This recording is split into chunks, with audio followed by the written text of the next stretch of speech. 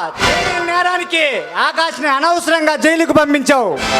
ఇప్పుడు నా చేతిలో చావాలని నీకు రాసి పెట్టుంది. అది నీకు ఇప్పుడు తెలుసా? నాకెప్పుడో తెలుసు. అయితే ఈ రోజుతో నీకు నీ కథ ముగిసిందన్నమాట. రా చూస్తున్నాం. రారా పతోడు వచ్చి రా అంటున్నారు. రండి.